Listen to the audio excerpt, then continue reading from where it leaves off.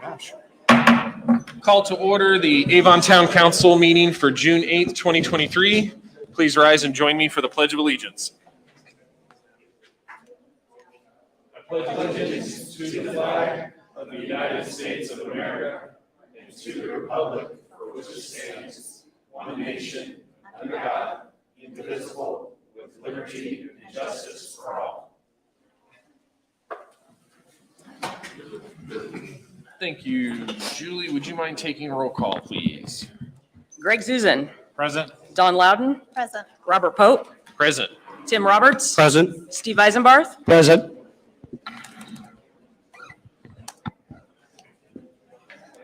First item on our agenda, we're going to swear in our new police officers. Anyone that you guys can hear me, we are very excited that you guys are here, but please let us keep the noise down so we can conduct our business. Sean, would you come up to the mic and get us started on these, please?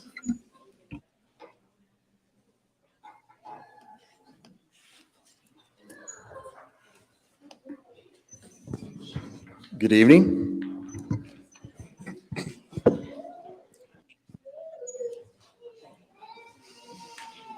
I'd like to thank everybody for being here this evening and giving us this opportunity to share this evening's special moment with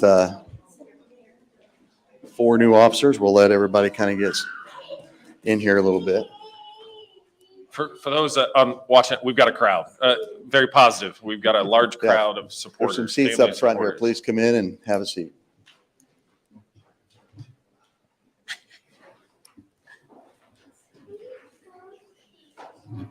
These are pretty special evenings.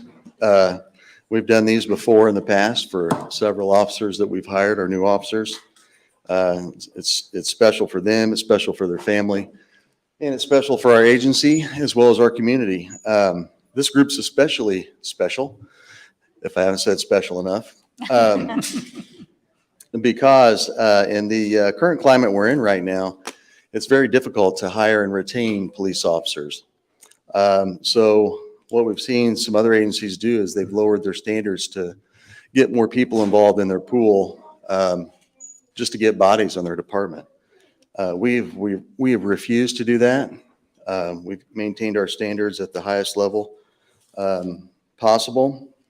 It resulted in a much smaller hiring list. It required our background investigators to do a lot more work, but it paid off, this list, because we had 5 vacancies. The list was only 14 strong, and we were able to fill 4 of those 5 vacancies. And I think that's probably a new record for us. So I'm extremely proud of these 4 individuals and proud to have them on our department. So I'm just going to give a brief bio on each one of them before we get started. The first officer I'd like to speak about is Officer Eric Cheek. Officer Cheek was born in North Carolina, where he was raised and attended high school. He and his wife, Rebecca, currently reside in Morgan County with their children. Officer Cheek comes to our community as a seasoned police officer. Officer Cheek began his career in law enforcement as a police officer in North Carolina, where he worked for the Statesville Police Department and the Forsyth County Sheriff's Office. He and his family moved to Morgan County in 2020, where he joined the Morgan County Sheriff's Office as a sheriff's deputy. Not only does Officer Cheek bring a vast amount of law enforcement experience to our agency, but he is also a certified Indiana Law Enforcement Academy Firearms instructor, patrol rifle instructor. He is a field training officer, field sobriety instructor, a defensive tactics instructor, and among other areas of law enforcement expertise. So we're very fortunate to have him come aboard with all of those credentials already in place.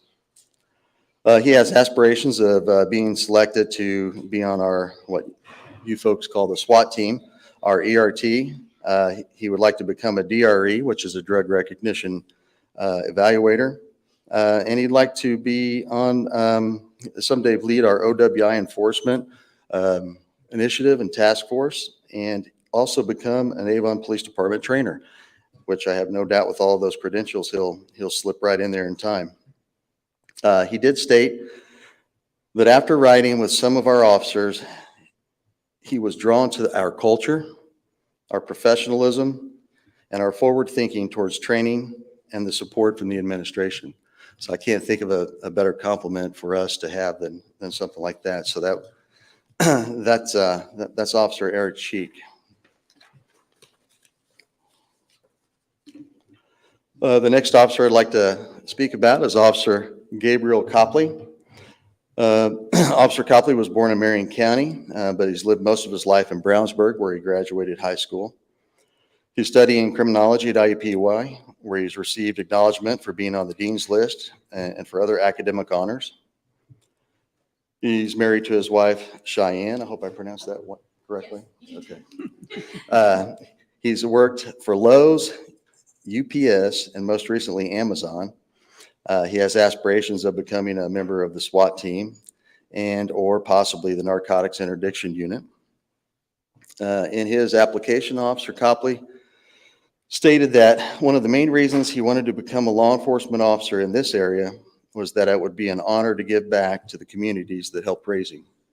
So again, another wonderful compliment to the community that helped bring him to us. The next officer is Officer William Clark, Jr. Officer Clark was born in Marion County, but raised in Cloverdale area, where he went to Cloverdale High School. He and his wife reside in Morgan County as well with their children. Officer Clark also has two brothers in law enforcement, one at the Putnam County Sheriff's Office and one at the Plainfield Police Department. He previously worked for Old Dominion Freight Line as a truck driver, and like the rest of us, spent some time working for various fast food establishments. We won't go into that long list because it might scare us off from eating there anymore. He has aspirations of becoming involved with the Narcotic Interdiction Unit and maybe working with our youth to prevent drug abuse and addiction. He stated that he feels that police officers are a very vital part of a growing community, and they can show compassion and understanding, all while maintaining professionalism in day-to-day interactions with the public.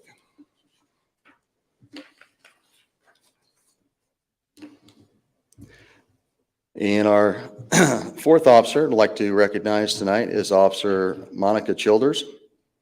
Officer Childers was born and raised in Hendricks County, where she attended high school and graduated in 2016. If this doesn't tell you how old I am, my middle daughter graduated with her in 2016. After high school, Officer Childers studied criminal justice at Ivy Tech, and she graduated in 2019, and she also studied at the University of Charleston. She resides in Hendricks County with her husband, Randall, and their children. On a side note, Randall just graduated from the Indiana Law Enforcement Academy a couple of weeks ago, and he's currently a deputy sheriff with the Hendricks County Sheriff's Office. She's worked at the Franciscan Health of Indianapolis, UPS, and I wasn't sure if she wanted me to put this one out there because people might get mad at her, but she did used to work for the BMV. But probably her most important job was the one that she recently just kind of left to come work with us, and she's been a stay-home mom caring for her children for a while now. So I'm sure that was difficult for her, but she was ready to move on with her career. Officer Childers has aspirations of being part of our leadership team someday. And most importantly, she stated that she wants to continue to always strive to be a leader for others, no matter what position she might be in within our agency, and to focus continuing on building positive relationships with our community. So those are our four officers that we're going to be swearing in this evening. Our judge that's going to conduct the swearing in ceremony this evening is the Honorable Judge Ryan Tansel from Superior Court 3. He may not have been born in this county, but he was raised in this county. And he is taken over for Judge Love's position in Superior Court 3 when she retired. So we're very lucky to have him here this evening. I'm going to turn that over to Judge Tansel at this time. Oh, he's back there hiding in the back. And let him say a few remarks before we get started with the swearing-in ceremony. Thank you. Thank you, Judge. Thank you. So Chief Stoops, thank you for having me here. My apologies to the rest of the town council. You're going to see me later with the youth assistance program as well. But to our new officers, congratulations. What a great occasion, look at everybody who's here to support you. Your work is going to make our streets safer. It's going to make our community safer, but it's going to come at your own risk, and you know this. Thank you. It's encouraging as a dad in this community, as a judge in this community, to see that your work it'll have its up and downs. You'll have bad days in court. You'll have good days in court. But your sacrifice, your time, your talent that you're going to be giving will make our kids safer, so that I can be a dad playing in that park right there, so that you can go be dads and moms playing in that park there. It will help protect our defenseless. That's part of your role, right? And then your sacrifices will, again, I heard talks about professionalism. I heard talks about, you're wanting to give back to the community that raised you. I mean, yeah, I was born in Indianapolis, but I came to Pittsburgh 3 days later. So, and I grew up in Tri-West, so don't hold that against me, anybody. But this is such an honor to be here, and I'm honored to swear you in. So let's go here for the main show, not me. All right, if we could have, go ahead. Officer Cheek.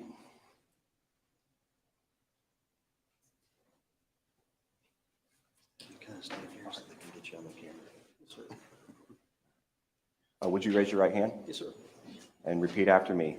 I, Eric R. Cheek, I, Eric R. Cheek, do solemnly swear that I will defend the Constitution of the United States of America do solemnly swear I will defend the Constitution of the United States of America and of the state of Indiana, and of the state of Indiana, and that I will faithfully perform my duties as a law enforcement officer and that I will faithfully perform my duties as a law enforcement officer of the Avon Police Department of the Avon Police Department, impartially, fairly, and to the best of my ability. impartially, fairly, to the best of my ability. I affirm that I will enforce all ordinances and laws I affirm that I will enforce all ordinances and laws and follow all legal directives and policies and follow all legal directives and policies prescribed by the Avon Police Department. prescribed by the Avon Police Department. So help me God. So help me God. Congratulations. Thank you very much.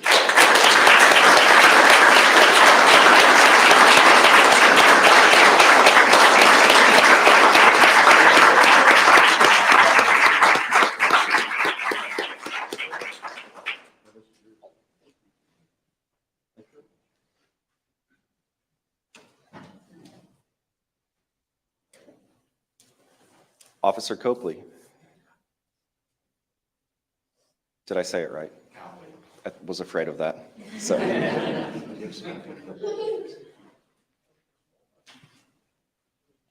And would you raise your right hand?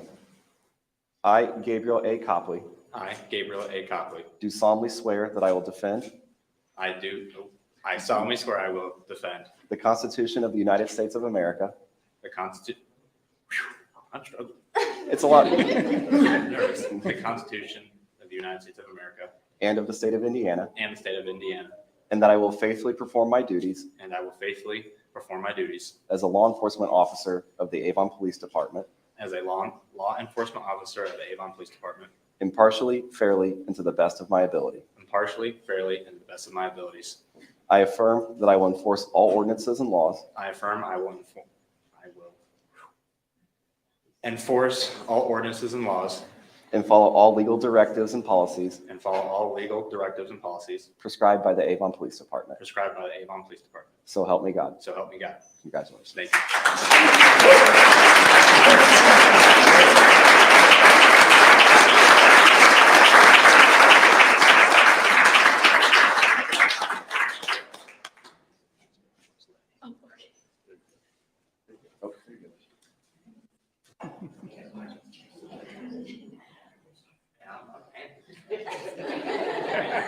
Officer Clark.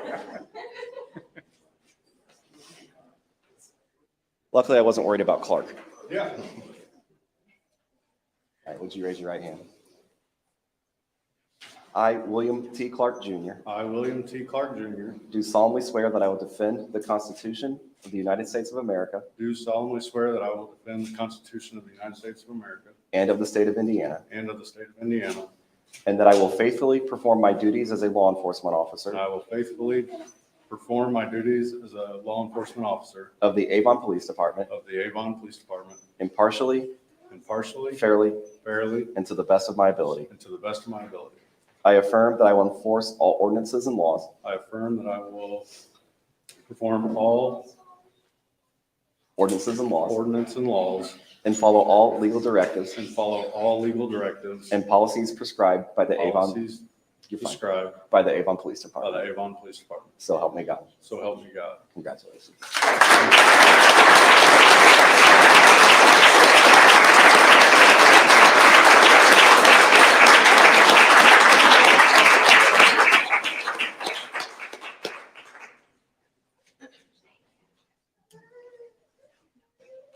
you.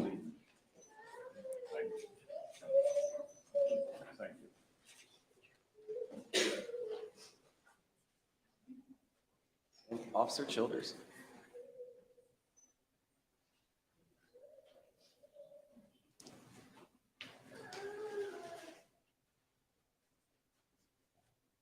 Right hand. I, Monica E. Childers, I, Monica E. Childers, do solemnly swear that I will defend do solemnly swear that I will defend the Constitution of the United States of America the Constitution of the United States of America and of the state of Indiana, and of the state of Indiana, and that I will faithfully perform my duties and that I will faithfully perform my duties as a law enforcement officer as a law enforcement officer of the Avon Police Department, of the Avon Police Department, and that I will impartially, and that I will impartially, fairly, fairly, and to the best of my ability, and to the best of my ability perform my duties. perform my duties. I affirm that I will enforce all ordinances and laws, I affirm that I will enforce all ordinances, enforce all ordinances and laws and follow all legal directives and follow all legal directives and policies and policies prescribed by the Avon Police Department. prescribed by the Avon Police Department. So help me God. So help me God. Congratulations.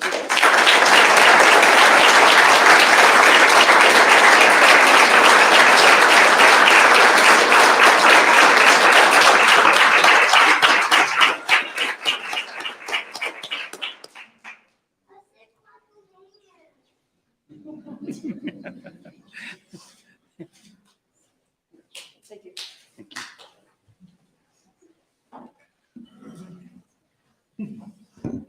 Thank you. We are going to take a 5-minute recess. We like to take pictures with our new officers. So everyone give us about 5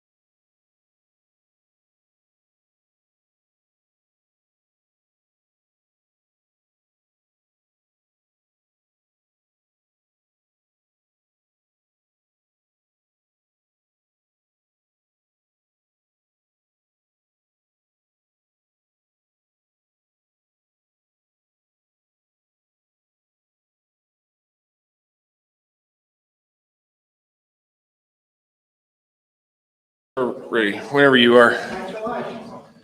All right, call the meeting back to order. Thank you for your patience. Next item on the agenda is our Welcome Home Vietnam Veterans Proclamation. Ryan, are you speaking to this? Julie. Excellent. Yeah. On you. Yes, ma'am. It's a proclamation to welcome home the Vietnam Veterans Day. Whereas National Vietnam Veterans Day gives opportunity for all Americans to recognize and honor and thank our Vietnam veterans and their families for their service, sacrifices during the Vietnam War from November 1st, 1955 to May 15th, 1975. And whereas this commemoration includes 9 million Americans and makes no distinction who served in country, in theater, or were stationed elsewhere during those 20 years, all answered the call of duty. And whereas during the conflict, more than 304,000 service members were wounded, 75,000 disabled, and 58,000 were killed. Thousands spent time in prison camps, and 1,548 are still missing in action. And whereas the citizens of Avon and the state of Indiana have a tremendous amount of pride in our Vietnam veterans and our military personnel for courageously representing our country, and whereas we must never forget the debt that we owe these men and women who have loyally served our nation in battle.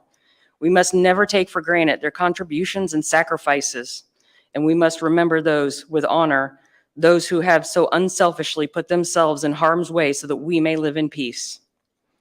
Whereas on March 29th has been designated as a National Vietnam Veterans Day, and whereas the citizens of Avon acknowledge the courage, sacrifice, honor, and positive achievements of our nation's Vietnam's veterans and their families, and firmly represent that we proudly welcome them home. Whereas the citizens of the town of Avon acknowledge the courage, sacrifice, honor, and positive achievements of our nation's Vietnam veterans and their families, we now therefore, the Avon Town Council proclaim March 29th, 2023, is our Welcome Home Vietnam Veterans Day in the town of Avon, Indiana, approved this 8th day of June in the year 2023. Thank you, Julie. I meant to speak to this before we got to the proclamation, and I apologize. The dates on these seem a little odd. We got the request for this proclamation, and this council, didn't have a process in place to really look at proclamations and evaluate whether or not we were going to do them. We've finally got a process in place to handle them, and we decided to go ahead with this one. Unfortunately, it was a little late beyond the date, but we are here. We were able to finally make this proclamation. Thank you, Julie. Thank you. Next item on the agenda is our consent agenda, which I'm going to get it all this time. Includes a check register for today, our May 25th work session minutes, and our May 25th council meeting minutes approval. Are there any questions or comments, or would anyone like to make a motion? Make a motion that we approve the consent agenda as presented. I'll second. We have a first and a second. Julie, would you take a roll call vote, please? Greg Zuzen, 4. Robert Pope, 4. Don Loudon, 4. Steve Eisenbarth, 4. Tim Roberts. 4. Next item on the agenda is our department updates. I guess we're going to start with you, Steve.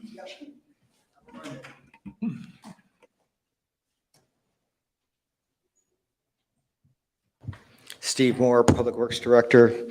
First thing I want to give you information on is we are hiring a new GIS engineering technician. He should start on the 20th. He shall remain nameless until he passes his background check. But we're looking forward to that. We had a meeting today with other departments that will use his services, and so we're trying to scope that out. And then we have more meetings with other departments to, again, figure out the entire scope of what he's going to do for us. But we're looking forward to it. The 2023-1 Community Crossings project was awarded to DC Construction. We're going to have our pre-construction meeting on June 21st. And just as a reminder, this is going to have a quick turnaround. It's going to hopefully be completed by September 1st. And speaking of CCMG, we completed the paving for the 22-1 last week. They're out there doing pavement markings right now. Hopefully, they'll finish those tomorrow, and then all we have left are the reinstallation of the loop detectors for the signal at 100 South on Avon Avenue. So that's all going well. Well, actually, no, there'll also be the RPMs, the raised pavement markings. Those aren't sawn in yet. I'm not sure if they're going to do those tomorrow or not. But anyway, that's all that's left on there. The 100 South reconstruction, they're still doing some final grading. They're doing sod and other punch list work, well, pre-punch list work. The Ronald Reagan pavement markings are the biggest thing that aren't done yet. They're done on all 3 legs except for the south leg. The south leg is concrete pavement, not asphalt pavement. So instead of thermoplastic, it takes epoxy. And so that's a whole separate subcontractor, and they're going to make their way out here in the next couple weeks. So then that hopefully will be all done. 100 North Raceway Roundabout. I mentioned to some of you earlier that I did have a meeting with Context, an architect, about the art for the middle of that roundabout. And then also utility coordination is ongoing. We had potholing done, and so now they're looking for utility conflicts and trying to resolve those. The 900 East and Angelina Way / Charles Nelson roundabout, they're into utility coordination as well. Dan Jones Phase 1, we got some good news yesterday about utility relocation going to be completed on June 14th. And then our contractor actually is going to be starting on June 12th with their erosion control installation. So then the following week, they'll be ready to start with the actual construction. Stormwater utility, we continue with individual drainage projects, but the bigger project, the Beechwood Cobblestone Drainage Project, the utilities are clear as of Tuesday. So we expect our contractor to be on site probably by the end of this month. He's waiting for some pipe to be delivered. MS4 inspections are ongoing. Stream back protection project is complete except for a few punch list items. You'll still see some equipment out there. Just waiting for them to do some grading on by the guardrail and put in some shoulder stone and clean up the rest of their equipment on the other side of the road and regrading and seeding that, and then they're done. Let's see what else we got.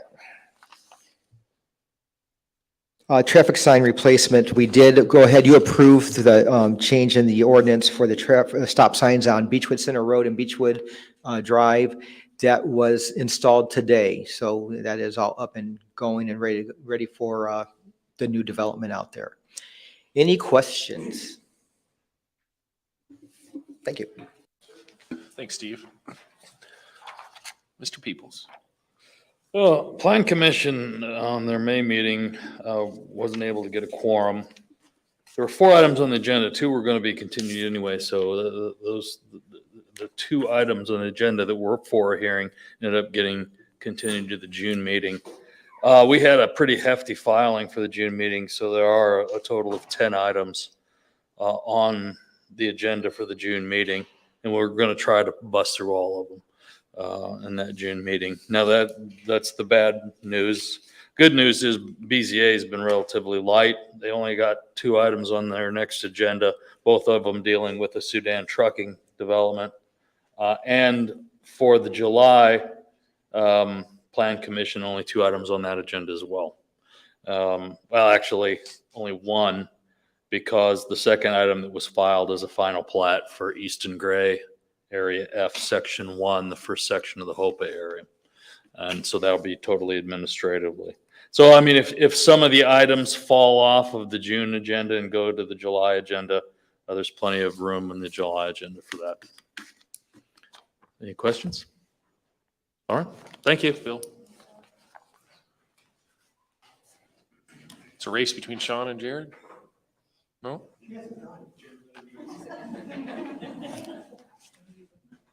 I need pepper spray on you.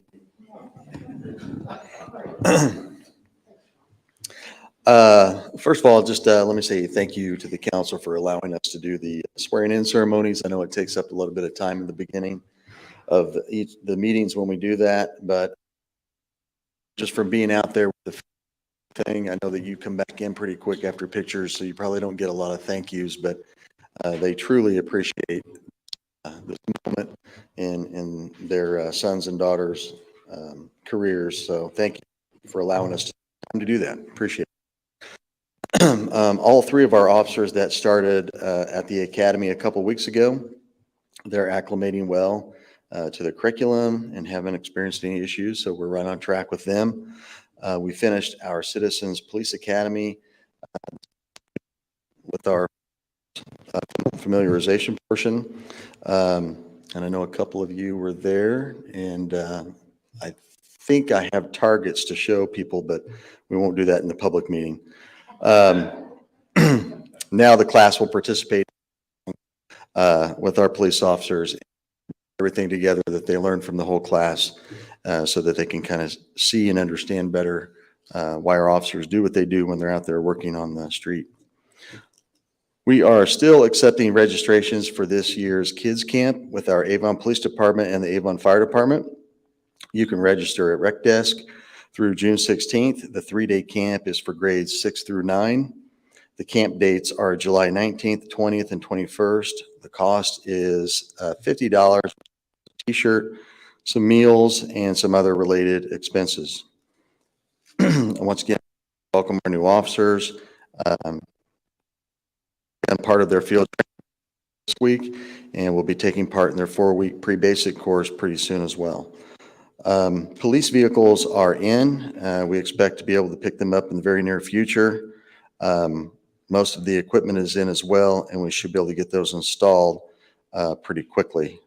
We also received notice today that there was a cancellation from our police vehicle vendor from another agency, so that opened up a vehicle, and we're working with the numbers right now with the clerk treasurer and within our budget. I think we're going to be able to purchase as well for the tune of about $14,000 once we get our insurance check and everything. And then from the delayed of hiring some of the police officers, as well as some of those insurance delays as well, to the tune of about $160 surplus. So we should have the 14 that vehicle purchase. And with the new rule that you passed that allowed us to make those purchases, we still want you to know about that and keep you apprised. But if you have any questions or comments, I'd be happy to answer those.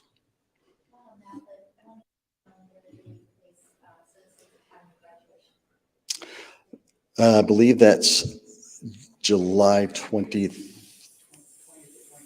or 5th. Okay, I'll send that to you. How about that? The third, it's the third week, third Tuesday, whatever that comes out to. Thank you. And we usually have Chick-fil-A, so it's pretty good. I'm sorry, Sean. How do you say the citizens register for the kids camp again? They go to Rec Desk. I'm not real familiar with it, but I was told that that's where you go to. It's on our website. I think it's a pretty popular website you go to register for those things.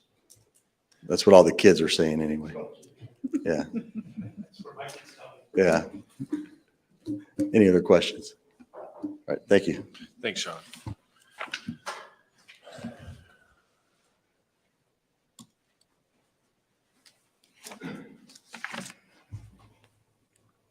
Jared Wade, Communications Director for the town of Avon. Just to start things off, Rec Desk is not a cool thing that the kids say nowadays. That is things that police chiefs say to make them feel cool. And you can't even look at me. I like it. Just a few quick things. First and foremost, we've got some cool new updates coming to the website. We had a wonderful person reach out to us and say that some of the parks were a bit difficult to find. So that has kind of jumped up to the top of the list. And I'm going to be working with Shelby, our parks director, to make those easier to access. We're going to be using the same software and service that we use for our local business map and our roadwork construction map. It's very mobile friendly, very easy to click and find out more information. I'm going to be partnering with Shelby to create some really fun interactive maps that showcase the different parks properties that we have and what the vision is for those futures. So whenever somebody's interested in learning more about the park, they can simply go to our website, click on a little video, and it'll talk about, here's what our thoughts are, here's some concept plans, here's what we want to do for the community in the future. So I appreciate her and her staff working with me to achieve that. In that same vein, the local business map is taking off like wildfire, and it's fantastic. Those videos are about a minute in length, and we're booked up still through the end of July, and we've got businesses that are calling us and wanting to go further, which is fantastic news. We're excited to help them and to help create something that they can share within the community as well. Just due to personnel and time restraints, we can only do about one a week, but they're coming through nicely. If you like statistics, here's some statistics for you. 65.4% of all of our traffic on our website is from a mobile device. 32.9%, so less than half, comes from a desktop. So what does that mean for us? It means that we need to be thinking and having the mindset that people are digesting their information this way versus this way on a larger screen. That gives us better guidance on how we should promote things, how we should create graphics, and all the fun stuff that goes along with that. It's just marketing and the joys of figuring out how to better provide it for the residents that are out there. Last but not least, the CGI banner program has started up. I've had a few phone calls from some of the council people as well as other businesses, just making sure, hey, is this a real thing? It is a real thing. It's going to be fun to kind of see those banners start popping up all over town. Fun fact, the South Dan Jones Road is actually a Blue Star Memorial Highway. So what we're going to be doing is we are going to make sure that all of the banners that are on there are all military support banners. So as you're driving through Avon and you're driving on Dan Jones, you're going to know that this is a military support area by the banners. I'm going to be working with Steve Moore even about the roundabouts and the pedestrian crossways. There's going to be integrations into that as well. It's going to be a really wonderful way for us to be able to show our respect and show our pride of the military members that have served or are currently serving or maybe even wish to serve down the road in the future. That is all that I have, but I'm happy to answer any questions that you might have. Thank you. Ms. Loker? I actually do have an update. Ryan and I sat together today for a couple hours, and we started our 2024 budget process because we have an 18-month rolling budget, as you all know. If you already haven't, you will be getting your calendar for the budget year coming up here in the next day or two, probably by Monday. We have that ready. We will be meeting with Miranda from the State Board of Accounts and the DLGF, and we have our budget meetings already set up with them in July to kind of kick everything off. And we did just get instructions today on paying off that damn bond, so we will get that taken care of by Monday for you. The bond for the dam. Payment for the dam. The bond's payment for the dam. Yes. Bond James. will be paid off. Thanks, Julie. Moving on. Next item on the agenda is public comment. First of two public comment opportunities. You may comment on items on the agenda that are not a public hearing or on a specific matter within the current council's jurisdiction. This is not a Q&A session, but an opportunity to share your comments with the council. Please come forward to the microphone, state your name and address, and limit your time to 3 minutes. Seeing no one come forward, we'll close that section of public comment and move on to council comment and liaison reports. Ms. Loudon. Nothing to report. Alrighty. Mr. Roberts. I attended CPA class this week for the simunition class in firearms training. It was very enlightening and had the opportunity to attend an IU foundation function this week, luncheon as well. Was that the it was simulation Simunation. was that the taser night? No. No. Okay, I couldn't remember. All right, I'm sorry. Was that No, there was no taser. Was that all you had? That's all. All right, thanks too. Mr. Susan. I have nothing. All right, Mr. Eisenbart. I also attended with Tim on the Citizens Academy, and I'll tell you I missed the taser one, but I saw the photos of the taser. When you saw electricity coming out of the neck of one person and showing that, I said, I don't think I need to experience that. I was good, My cardiologist said, thank you, you didn't do that, So, but it was neat with the simulation about the different scenarios, how the trainer can, based on how the person's reacting, he can give it a more aggressive situation or a softer situation to help the person. So I thought that was really neat. So that was I think it was 2012 that we had that investment. That was a grant that came through, who was it through? You remember? There was a grant that came through CSX or one of the firms. CSX, thank you. Yeah, $75,000, and that was such a great investment. So those are good things, and I really appreciate that. That's all I have. I'll keep this, just one thing. Tomorrow morning, really excited about this. The Indy Chamber and Duke Energy's Economic Development Spotlight on Avon event is tomorrow morning, 8:30 at Cooper's Hawk. Really is going to be a great opportunity to spotlight all the economic development we've done here. Moving on, next item, forgive me, new business, our youth assistance program. And I'm going to turn it over to, it looks like Mark's standing up. So Mark.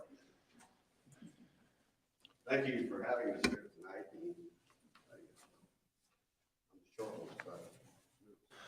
tonight. I have to ask you a name and address for the record, please. Thank you.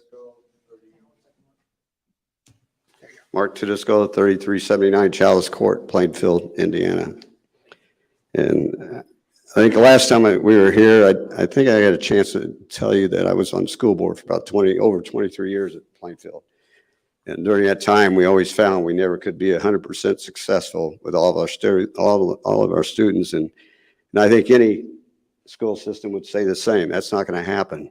So as a board, we looked to how can we solve that? How can we solve all the issues going on? And we knew it wasn't, the school couldn't do it by themselves. It's a community issue.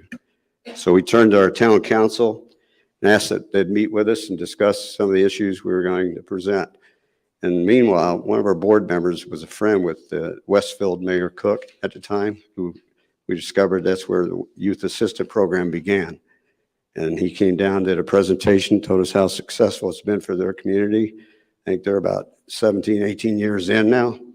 And after that meeting, our town board, our school board, everyone looked at each other and said, we need this. We need to work together and make this happen. So that's how it began in Plainfield. And then we knew to make it happen, we needed a court system. I needed a judge who would do a state statute to make it authorized in Hendricks County, which brought in Judge Love. So Judge checked it out, bought into it, said, I definitely want to be involved in this. And that's how it really began. And we also, with the Judge Love's help, we went to the county. So we brought the county, town board, and school board all together, 3 entities, and worked together on this to build the program. Now, just briefly on our staff, when that was a heavy discussion, what do they do and how are we going to staff this? Our individuals that work for us, their days are flexible. It all depends on the family needs that they work with, on the student needs. And so they might begin the day in the morning, they might go in the afternoon, evenings, and weekends. So they got a broad-based type schedule. It's really flexible, and they got to just take care of the needs of each family. And what we found, the major positive result that we saw, the students and the family unit became more positive people or families within our communities. They became better citizens, the ones that complete the program. So with that, I'd like to introduce Stacy Hovenmill, our director.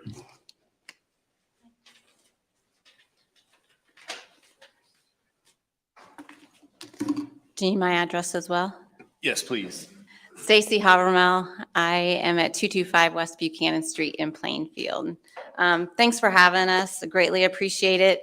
I just want to tell you a little bit about a Hendricks County Youth Assistance Program. What is Youth Assistance Program? It's actually a voluntary early intervention program serving students at risk ages 3 through 17. So the whole goal of the program is to get in there, be preventative, to stop the kids from getting into the system. When they started the Hendricks County Youth Assistance Program, it was decided by Judge Love and obviously, as Mark said, that they were going to pilot it in Plainfield. So Plainfield Youth Assistance Program were able to take their first student in February of 2021.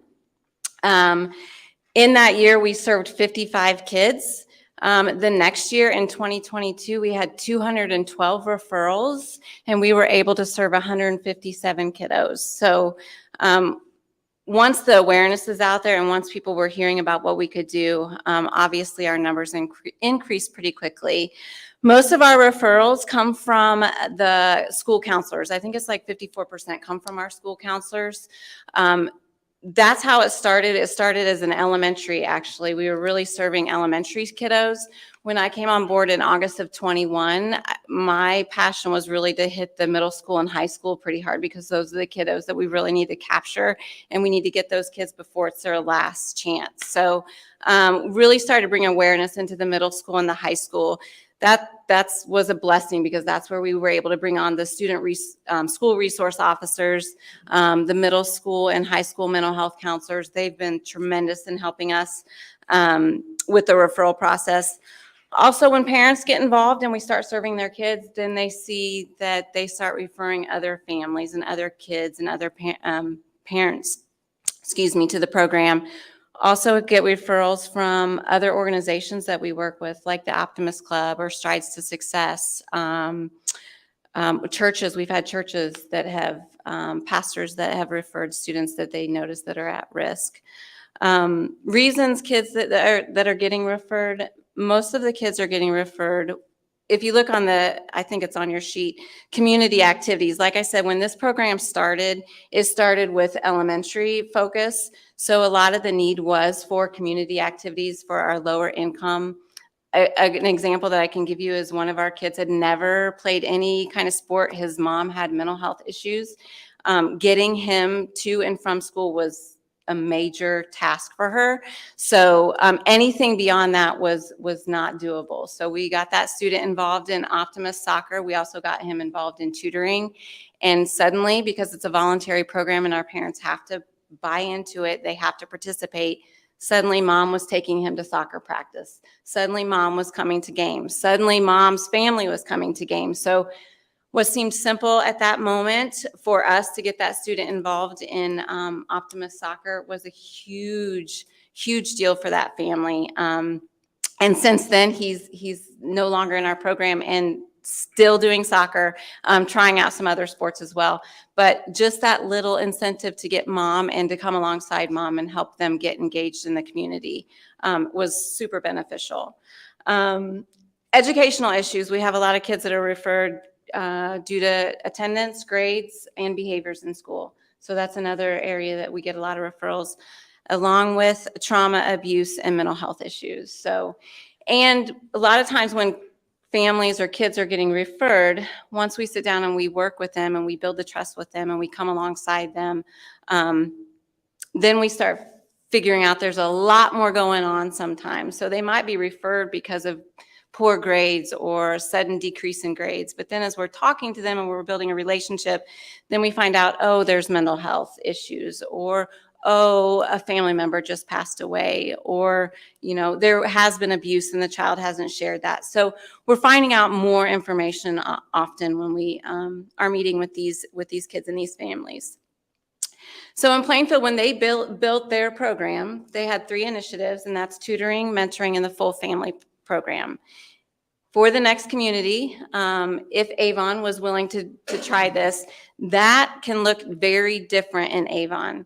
When Plainfield did it, they wanted to fill the gap of tutoring and mentoring. So that was a gap that they saw in Plainfield, and that's why they focused on those areas. So if we go into Avon, it doesn't have to mimic what Plainfield's doing. We would build according to what you guys see the need in Avon. If you already have tutoring, lots of tutoring and alternative programs in Avon, we wouldn't want to do that. We would really want to focus on what the gap is for Avon. Also, the finances, when you do your non-for-profit, so there's Plainfield Youth Assistance Program is a non-for-profit. They have a board of directors, and those are the individuals that do the fundraising to support all the programming that's happening. So when I mentioned that we do the tutoring, the mentoring, and the full family, the rest of the programming is in the community. The goal is to get these kids empowered and engaged and pushed and doing the things in the activity, things and activities in the community that already exist. We're not trying to recreate the wheel. That's not the goal of the program. The goal of the program is to be a bridge from the school to the after school into the community, get these kids plugged in, help them build their own network, help them build their own support, help them be in the community. I think Mark said like an active citizen inside the community, and then we pull away. It's not something that it's not a handout. We're not just trying to hand out to these kids.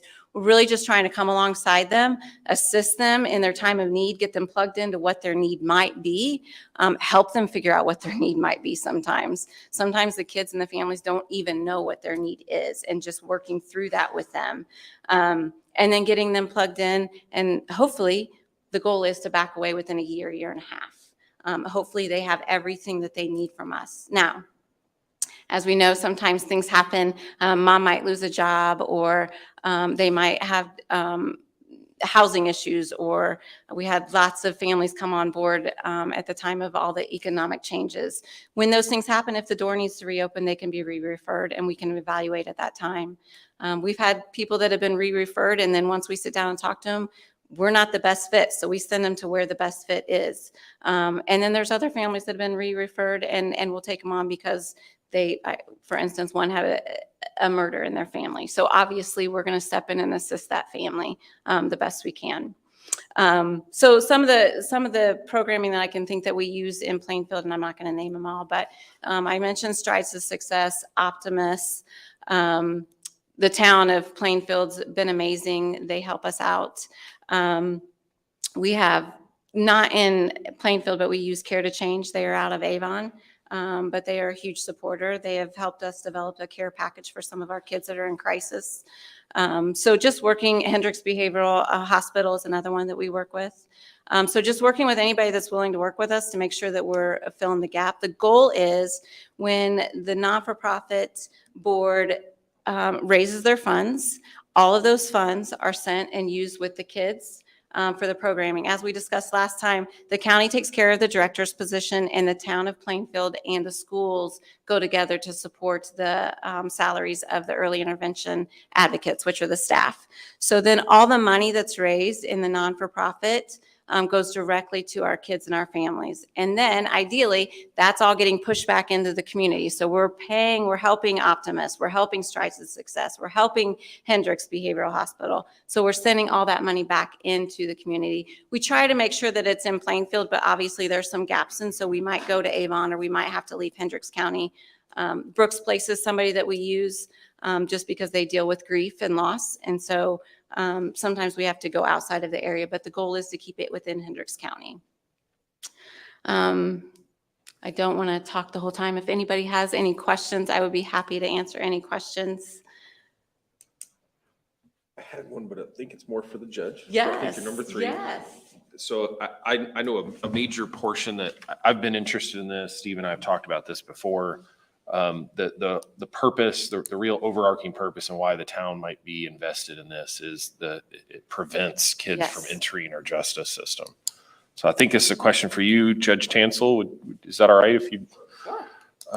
Just can you speak to that a little bit, and the effectiveness of perhaps how this program might impact that? Absolutely. And so what's been interesting from the Plainfield pilot is that, we've started, or not pilot, but the real program, but we started with the elementary kids and have been working their way up. And as Stacy said, a lot of the referrals are coming from the SROs now.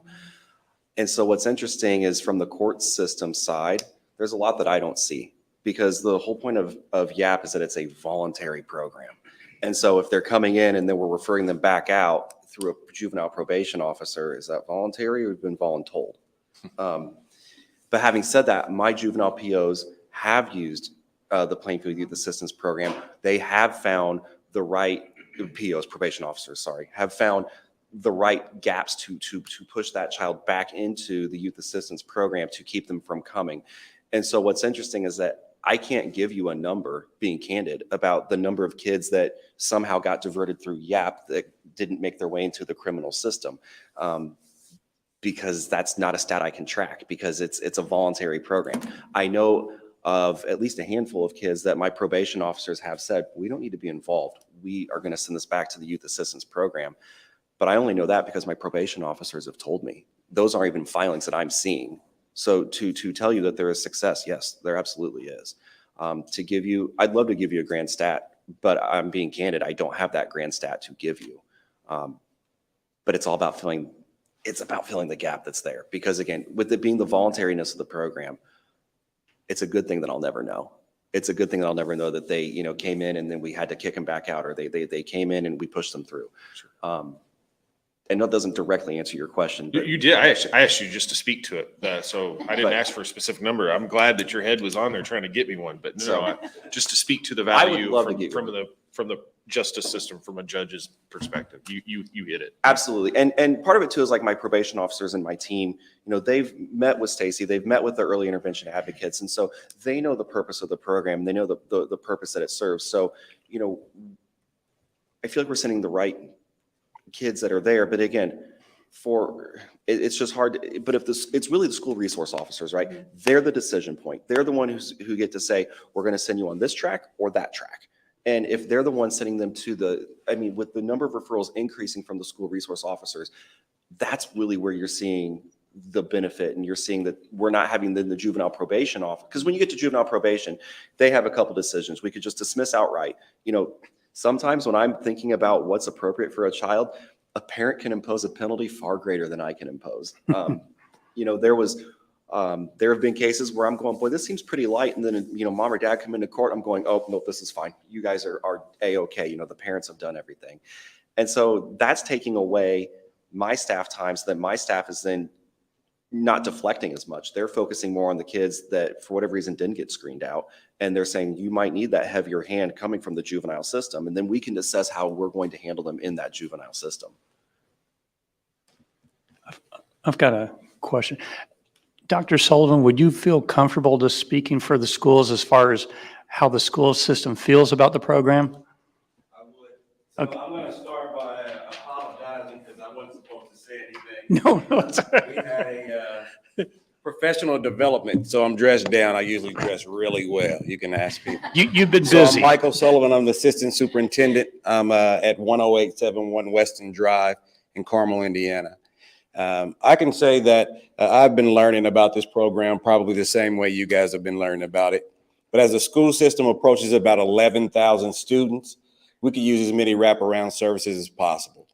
Our SROs and chief of police, they're going to do a presentation on Monday at our board meeting to let our board know the statistics on the diversions, on the arrests, on the number of students that we have that they had to have incidents with.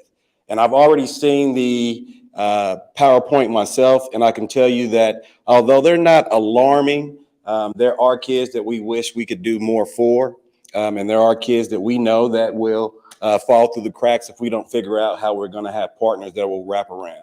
So just hearing what it is that they do, we are very much interested in seeing if logistically we can make this work, but the school system is very interested in seeing how we can partner with the app and how we can help our students. No, thank you very much. Yeah, very good. Dr. Sola, I might have another question for you, but I'm trying to make sure, give some room for others. Stacy mentioned really trying to identify gaps. Speaking on behalf of the school, are there a particular set of gaps that you think would better benefit or fill for Avon? Can you speak to those? Definitely. My first year here 3 years ago, one of the things that myself and the police chief wanted to do is we wanted to make sure that there was some accountability to be able to prove that what they were doing was effective. So with our police department, one of the things that is tough to do is to come up with numbers that prove that what they're doing is being effective. So what we started looking at is how many cases they didn't end up taking to court, or how many students they didn't arrest. I think that if we could kind of quantify the number of students that we're having diverted from the court system, I think that would go a long way with kind of partnering with what they do at YAP. We're about making sure that our kids stay with us and stay into the school system versus having the opportunity to go out into the court system and then, get wrapped up in maybe a system that ends up having them go in a different direction other than being educated and being a functional part of the community. So I think what we are trying to do and making sure that our kids have an opportunity to kind of self-correct or get diverted from the court system is the same thing that they're doing. If I may, mentoring, tutoring. Definitely. Okay. All of those At least things. start with that. Okay. Good. Any other questions or anything left from the Youth Assistance Program? presenters? So the next steps would be, if we want to proceed on this, we would just put some draft comments and agreements, and then we would talk about it later. So that's the way I see it, so. Well, I think, as I took my notes here, this is a partnership that would be with the school corporation, with our chief of police, with your SROs, and we all kind of know where the end game is. The end game is not to send them to the court system. Right. Definitely. So Right. I Definitely. think we understand the structure and the framework. It's really now trying to figure out, how do we work together? Exactly. Who's taking the lead, who's following, who's doing what, so. Nothing for, thank you very much. Thank you. Thank you. Thank you Everyone. each. And Thanks, we- Mark. We appreciate it very much. Moving on, next item, legal counsel report. All right. No new laws? That's next time. All right. Next item on the agenda, the second of 2 public comment opportunities. Please come forward to the microphone, state your name and address, and limit your time to 3 minutes. Oh, no. Jared Wade, Communications Director for the Town of Avon. Real quick, I got a couple text messages confirming that rec desk is not a popular term that the kids use. Just wanted to make sure you knew that. Thanks, Jared. Any other public comment? Oh. Seeing no one come forward, we'll close that section of public comment. Move on to second opportunity council comment. Anyone else? We need to censor Jared. I second that. We'll get that on the next agenda. We'll get that one. Council calendar, Ryan. Next meeting is June 22nd at 7 PM. No work session. So enjoy your time before the meeting. That's it. Meeting adjourned. Thanks, everyone.